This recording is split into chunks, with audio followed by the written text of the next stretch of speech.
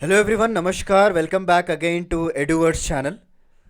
मैं आपका एजुकेटर सैयद शाहबाज दिल से स्वागत करता हूं हमारे एडुवर्ड्स चैनल में दोस्तों।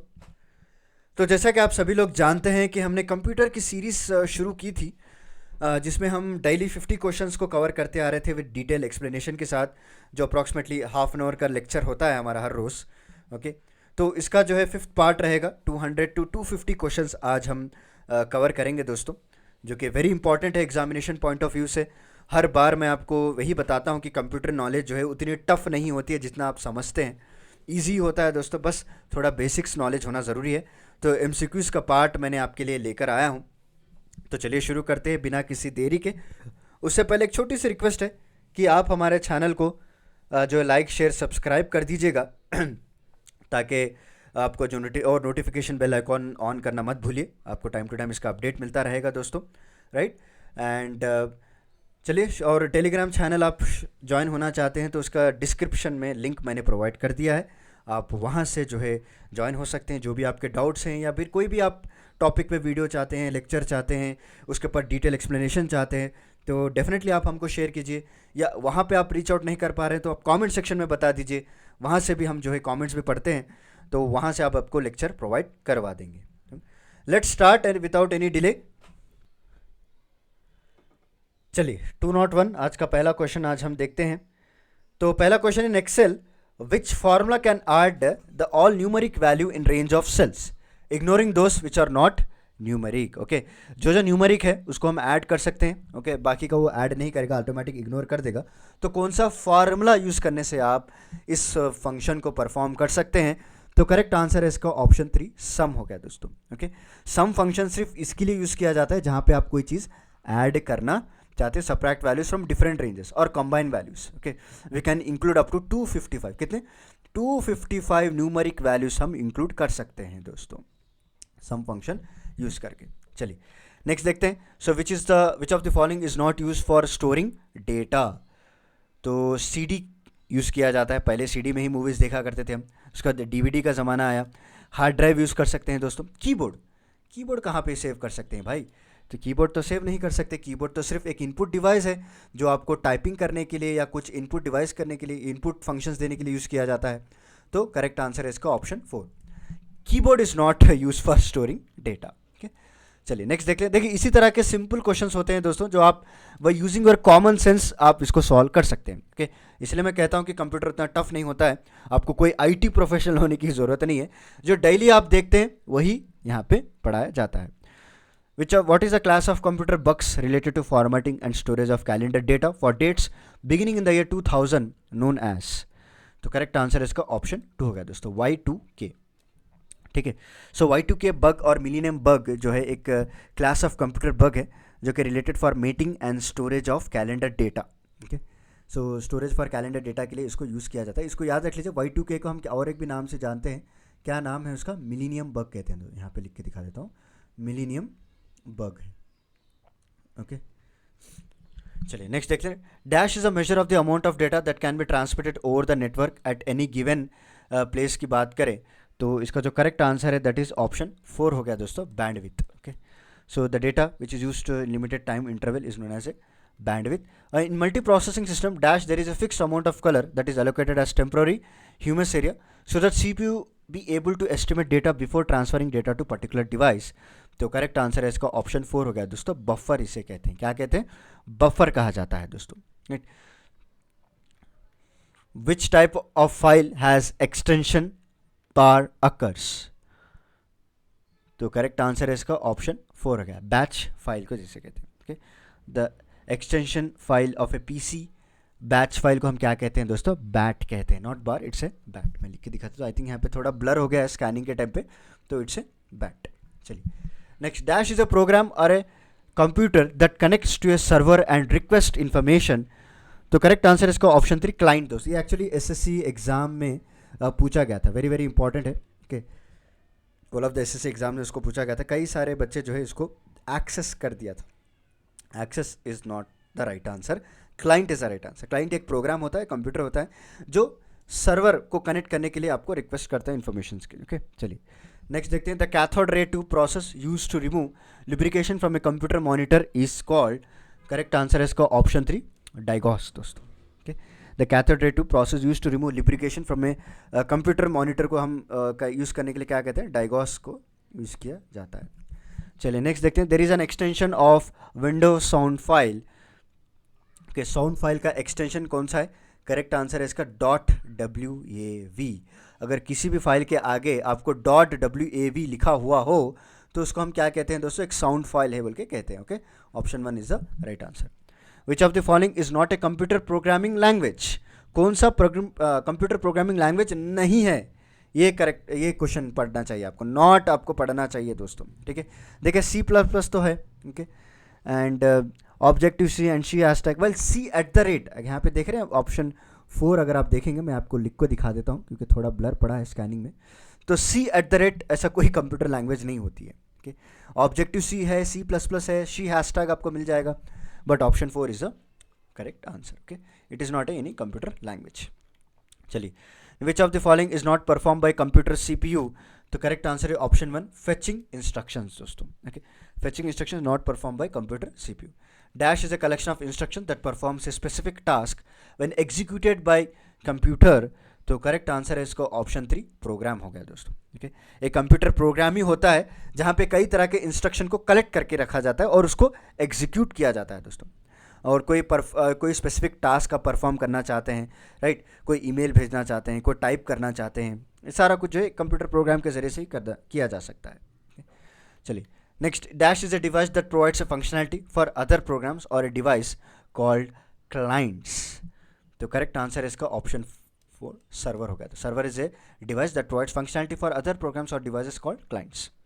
So when you open a new Excel workbook, how many worksheets are present by default at the time of opening? Okay, अगर आपने एक्सेल यूज़ किया होगा ना अभी लाइव, बहुत सारे लोग यूज़ करते हैं Excel, it's a common thing. जब भी आप एक्सेल ओपन करते हैं तो डिफ़ॉल्ट कितने वर्कशीट्स आपको देखने को मिल सकते हैं दोस्तों. How many worksheets is are present by default at the time of opening. तो करेक्ट आंसर है इसका दैट इज ऑप्शन 2, 3 दोस्तों. याद रख लीजिए, 3 वर्कशीट्स आपको डिफ़ॉल्ट देखने को मिलेगा, that is sheet 1, sheet 2, sheet 3. अगर आप देखना चाहते हैं तो नीचे बॉटम की तरफ अगर आप आएंगे एक्सेल के तो यहाँ पे आपको लिखा होगा शीट 1, शीट 2, शीट 3 बोल के लिखा होगा. ठीक है, चलिए next. Photoshop is a software program that is extensively use for image editing, graphic design, digital art. The company that has selling rights of this software कौन सा है. तो करेक्ट आंसर है इसका ऑप्शन 4, अडोबी दोस्तों. It's not Adobe, it's a Adobe, याद रख लीजिए. ओके, कई सारे लोग इसको अडोब प्रोनाउंस करते हैं बट करेक्ट प्रोनाउंसिएशन इसका अडोबी. ओके, स्पेस देखिए आपको पढ़ना पड़ेगा. सो 1995 में अडोब जो है, सॉरी मैं ही ऐसा ही पढ़ रहा हूँ, जाइए. Adobe purchase the rights of Photoshop. किससे परचेस किया, नॉल ब्रदर्स से दोस्तों. नॉल ब्रदर्स से परचेस किया. उस टाइम पे कितना था प्राइस है, $34.5 मिलियन में इन्होंने परचेस किया फ्रॉम नॉल ब्रदर्स से. अभी सारा कुछ अडोबी हैंडल करता है. It was originally created by 1988 by Thomas and John knoll. 1988 में इसको ओरिजिनली क्रिएट किया गया था ये फोटोशॉप सॉफ्टवेयर को, और it was publish for Windows and Mac OS. चलिए नेक्स्ट देख लेते हैं. Which of the following keyboard shortcuts display the start menu in the Windows operating system की बात करें तो ऑप्शन 3 हो गया, control plus escape. Control plus escape जब अगर आप कीबोर्ड में दबाएंगे it will display the start menu in Windows operating system दोस्तों. चलिए नेक्स्ट देख लेते हैं. So who among the following known as father of computing दोस्तों. ये तो वेरी बेसिक क्वेश्चन है. Option 1, Charles Babbage. Charles Babbage was considered as a father of computing after his invention the concept of analytical engine दोस्तों. Okay, पहले computer को क्या कहा जाता था, एनालिटिकल इंजन कहा जाता था. एनालिटिकल इंजन सिर्फ ये मैथमेटिकल कैलकुलेशंस के लिए यूज़ करते थे. कब ईजाद किया गया, कब इन्वेंट किया गया, 1837 में इसको इन्वेंट किया गया. ये बात अच्छे से आप याद रख लीजिए. ओके, सो इसमें जब एनालिटिकल इंजन बनाया गया था so it will contain an ALU, arithmetical logical unit, और बेसिक फ्लो कंट्रोल था दोस्तों, और एक इंटीग्रेटेड मेमोरी थी. क्या क्या थी, एक ALU था. ओके, उस टाइम पे एक इंटीग्रेटेड मेमोरी थी.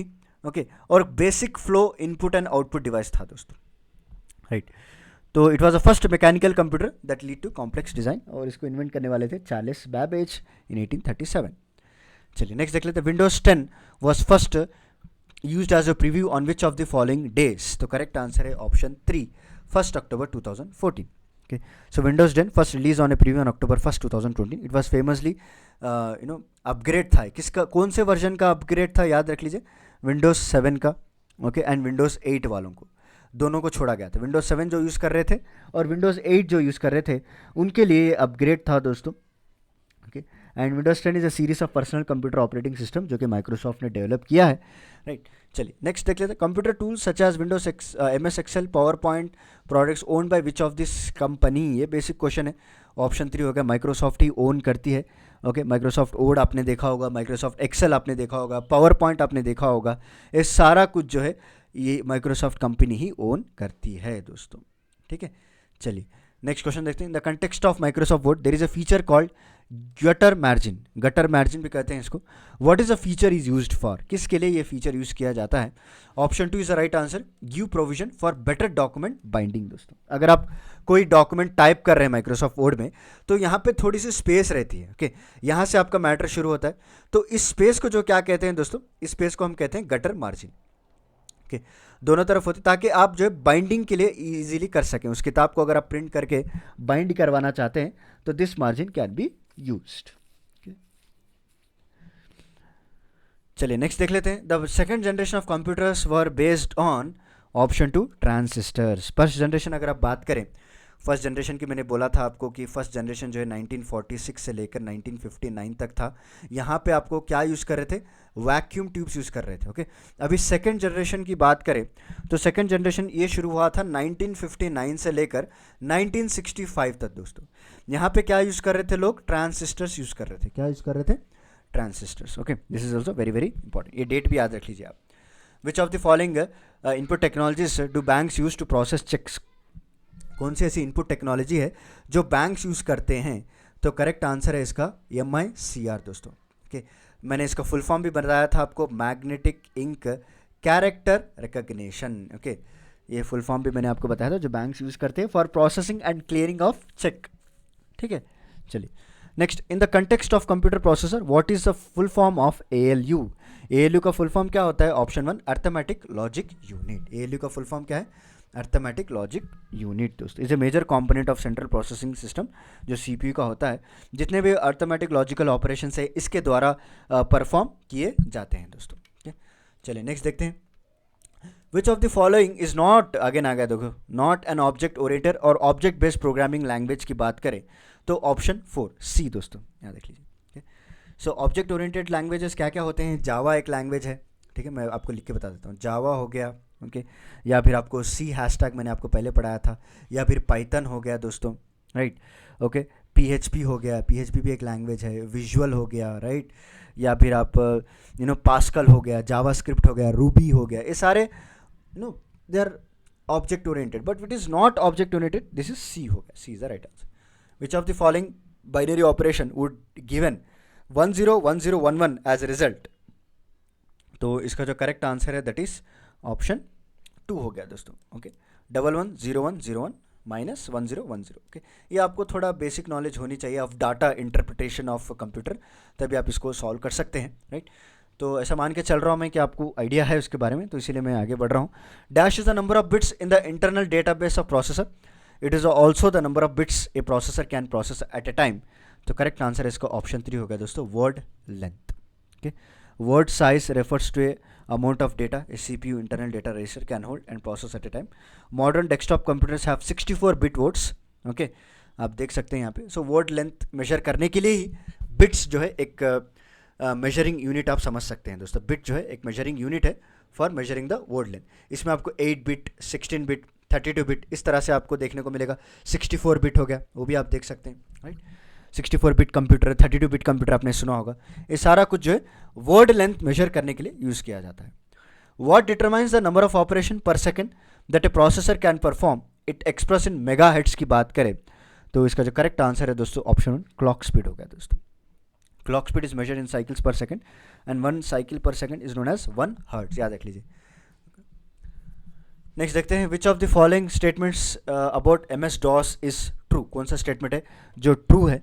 तो करेक्ट आंसर है option 1, it is an open source software. क्या है? ओपन सोर्स सॉफ्टवेयर है दोस्तों। ओके, इसके अलावा भी जो है ये सिंगल यूज़र सिस्टम है। ओके, सिंगल यूज़र सिस्टम की तरह भी काम कर सकता है. It controls the program.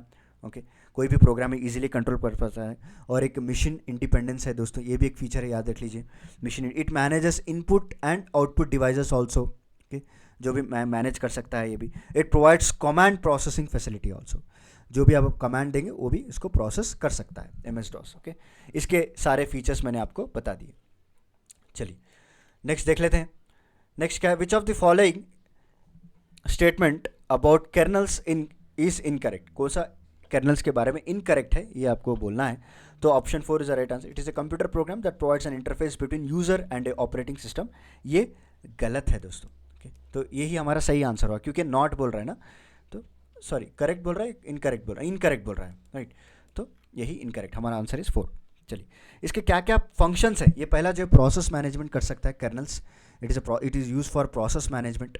Okay, it is also use for memory management.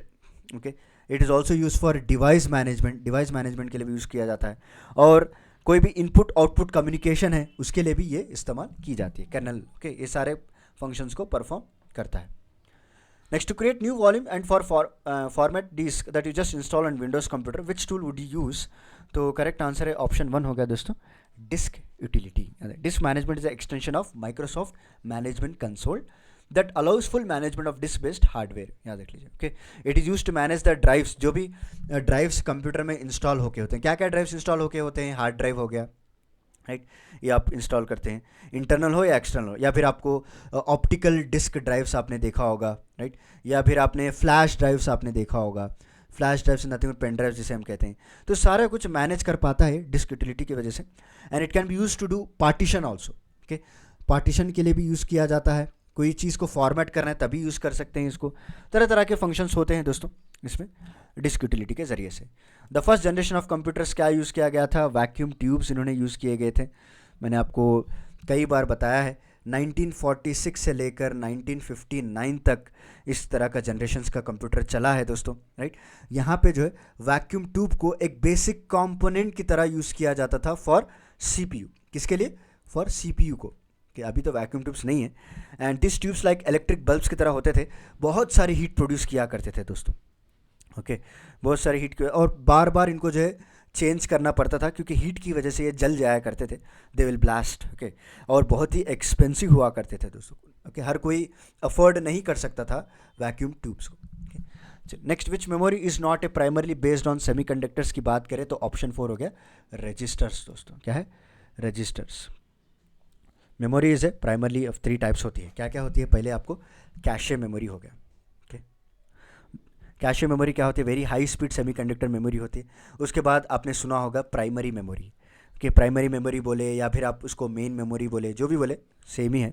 It generally made up of semiconductor device. उसके बाद आ गया हमारा secondary memory, made up of secondary device. Okay, semiconductor device. तो कौन सा ऐसा है जो सेमीकंडक्टर पे नहीं है, तो रजिस्टर्स हो गए. Next, fibre relies dash instead of electricity to transmit data, which facilitates much faster internet connection that are capable of handling higher bandwidth की बात करें तो करेक्ट आंसर है ऑप्शन 2, लाइट हो गया दोस्तों. क्या है, लाइट. क्लियर. तो light travels down a fibre optical fibre by bouncing off walls of cable repeatedly. Each light particle जो फोटॉन होता है ना, वो बाउंस होता जाता है पाइप में, which continue internal mirror like reflection दोस्तों. ठीक है, चलिए नेक्स्ट चलते हैं. So which of the following cloud infrastructure provisioned for exclusive use by single organization comprising multiple consumer, example business units. It may be owned, managed and operated by the organization, a third party or some combination of them. देखिए question मैं आपको समझाता हूँ पहले. ये एक ऐसा cloud infrastructure का नाम बताइए, ठीक है, जो एक बिजनेस ऑर्गेनाइजेशन खुद मैनेज कर सकती भी है और खुद ओन भी कर सकती है दोस्तों, या कोई थर्ड पार्टी के ज़रिए से भी ये मैनेज करवा सकती है. तो उस तरह के इंफ्रास्ट्रक्चर को या क्लाउड इंफ्रास्ट्रक्चर को हम क्या कहते हैं, करेक्ट आंसर है इसका ऑप्शन प्राइवेट क्लाउड इंफ्रास्ट्रक्चर कहते हैं दोस्तों. ओके, चाहे वो सिंगल ऑर्गेनाइजेशन भी यूज़ कर सकती है या मल्टीपल कंज्यूमर को भी यूज़ करवा सकती है या फिर किसी थर्ड पार्टी को देके मैनेज करवा सकती है. प्राइवेट क्लाउड इंफ्रास्ट्रक्चर हो सकता है. What is the common between Chrome, safari and opera.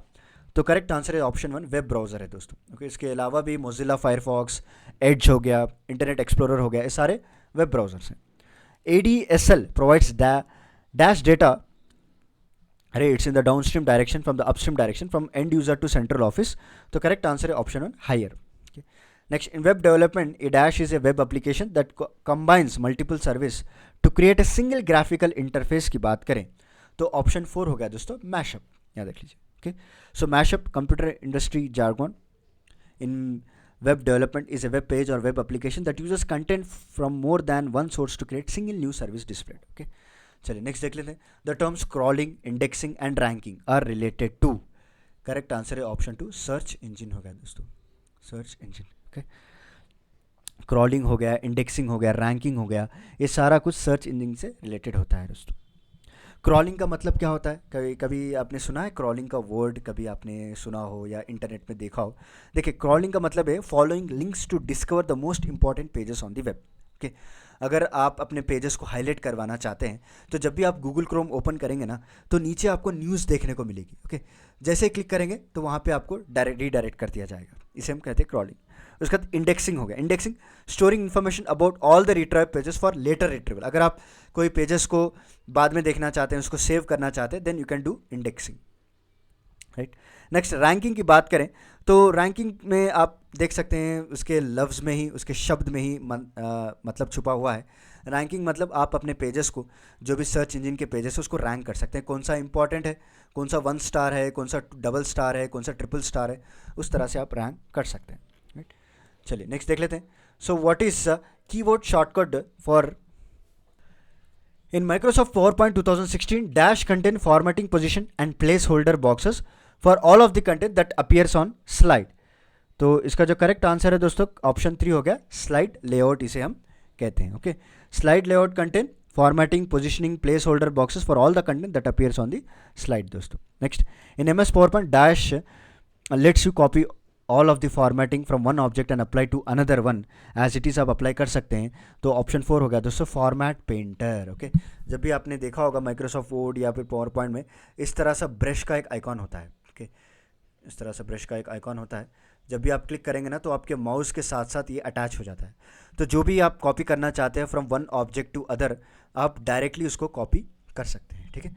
Next, when you are using Dash, you will always be running the most up-to-date version of the apps the Microsoft offers. This unlocks regular security updates, improvement, and more importantly, access to latest feature and tools as they become available. तो correct answer है इसका option 2, Office 365. Okay, चलिए next check कर लेते हैं. Next क्या है? Microsoft PowerPoint, you want to ensure that your computer logo appears on the right hand top corner. Okay, right hand top corner में आप अपना logo दिखाना चाहते हैं of all slides in the given representation. Which of the following views would be use. कौन सा आप view में रख के चेक कर सकते हैं? तो ऑप्शन 2 हो गया, स्लाइड मास्टर दोस्तों. ओके, स्लाइड मास्टर में जाके आप चेक कर सकते हैं. To insert a table of contents in Microsoft Word 2016 document, you would need to go to the dash menu tab. तो करेक्ट आंसर है इसका ऑप्शन 4 हो गया, insert menu tab. Okay, for the basic table click, insert में आप click करके table में जाके आप कई तरह के रोज एंड कॉलम्स को whatever you want you can insert it. Okay, चलिए नेक्स्ट देख लेते हैं. In reference to Microsoft Excel please see the content of the following cells. Okay, यहाँ पे देख सकते हैं आप, cell A3 has a formula that is A1 star SA/S2. The formula from cell A3 is copied to cell B3. The value displayed in cell B3 will B, कितना हो सकता है? तो करेक्ट आंसर है इसका दैट इज ऑप्शन 3 हो गया, 30 is a right answer. Dash is a established set of rules that determine how data is transmitted between different devices in same network. Essentially, it allows connected devices to communicate with each other regardless of any differences in their internal process, structure or design. तो correct answer है इसका option 2, network protocol. Okay. So a protocol का मतलब क्या होता है? पहले भी मैंने I think आपको बताया है. Protocol is nothing but mutually agreed दोस्तों. Protocol का simple अगर आप मुझे पूछेंगे डेफिनेशन तो म्यूचुअली अग्रीड. ओके, आप थोड़े पॉइंट्स पे अग्री हो जाएंगे, मैं थोड़े पॉइंट्स पे अग्री हो जाऊंगा, दोनों ने एक एग्रीमेंट साइन किया, उसको हम प्रोटोकॉल कहते हैं. ओके, उसी तरह किस तरह से डेटा को ट्रांसमिट करना है from one device to another device. Okay, एक नेटवर्क प्रोटोकॉल डिज़ाइन किया जाता है, अगर उसका आप उल्लंघन करते हैं तो प्रॉपरली इसके ऊपर फाइन लगाई जाती है. ओके, चलिए. Dash is a collection of devices connected together. Okay, one physical location, एक फिजिकल लोकेशन में सारे डिवाइसेस को कनेक्ट किया जाता है, सच एज बिल्डिंग, हाउस और home. And this can be small, large from home network, thousands of user and device network is offline हो गया या स्कूल. तो करेक्ट आंसर है इसका दैट इज ऑप्शन 1. ओके, लैन का फुल फॉर्म क्या है? लोकल एरिया नेटवर्क होता है दोस्तों, that connect computer and devices in a limited geographical area, such as school हो गया, या फिर होम हो गया, लैबोरेटरी हो गया, ऑफिस बिल्डिंग हो गया। लिमिटेड जोग्राफिकल एरिया में अगर आप नेटवर्क कंप्यूटर में इंटरनेट लगाना चाहते हैं तो लैन नेटवर्क यूज़ किया जाता है, लोकल एरिया नेटवर्क दोस्तों। Okay, each computer device on the network called node often share resources such as printers, large hard disk and programs. Okay, and ये जो नोड्स है केबल्स के ज़रिए से इसको कनेक्ट किया जाता है दोस्तों। ओके, और इसका जो है वायरलेस लैन की बात करें तो उसमें कोई फिजिकल वायर्स तो नहीं होते, जिसे हम क्या कहते हैं दोस्तों? WLAN कहते हैं, WLAN। ओके, वायरलेस लैन कहते हैं। लैन का मतलब क्या है? Local area network. ओके, और इसमें कब यूज़ किया जाता है? जब कोई भी लिमिटेड जोग्राफिकल एरिया में आप अपना इंटरनेट प्रोवाइड करवाना चाहते हैं। Next, what is a full form of TCP? Okay, so what is a full form of TCP? तो ऑप्शन 3 हो गया दोस्तों, transmission control protocol. Transmission control protocol एक ट्रांसपोर्ट प्रोटोकॉल होता है जो कि which is use on the top of IP। IP का फुल फॉर्म क्या है? इंटरनेट प्रोटोकॉल हो गया। ओके, पहले भी मैंने बता दिया। तो IP के तरह ही इसको यूज़ किया जाता है, ट्रांसमिशन कंट्रोल प्रोटोकॉल को यूज़ किया जाता है दोस्तों। It includes many mechanism to solve many of the problems जो कि पैकेट बेस्ड मैसेजिंग में जो अराइज होते हैं ना, उस प्रॉब्लम्स को सॉल्व करने के लिए TCP यूज़ किया जाता है। बस एक बेसिक आइडिया रख लीजिए, उतना डिटेल में आपको जानने की ज़रूरत नहीं है। Okay, so this is about the questions, 50 questions, 200 to 250 questions हमने कवर कर लिए हैं। तो उम्मीद है कि आपको थोड़ा बहुत आइडिया लग रहा होगा किस तरह के क्वेश्चंस पूछे जाते हैं आपको। माइक्रोसॉफ्ट वर्ड से भी बहुत सारे क्वेश्चंस हमने कवर किए थे इस बार। पावर पॉइंट हो गया, एक्सेल का फॉर्मूला हो गया, राइट, कौन से लेआउट में क्या क्या देख सकते हैं, वो सारा कुछ मैंने आपको बता दिया है। Okay, and please like, share and subscribe to our Eduwords channel, और टेलीग्राम में भी आप ज्वाइन हो सकते हैं दोस्तों। अगर आपको कोई भी किताब के बारे में कुछ चाहिए तो आप उस पर भी कमेंट करके बताइएगा, हम डेफिनेटली लेकर आएंगे। तो चलिए, मिलता हूँ मैं आपको अगले लेक्चर में कुछ इंटरेस्टिंग टॉपिक के साथ। तब तक के लिए धन्यवाद। Take care, stay safe, stay healthy. Thank you so much.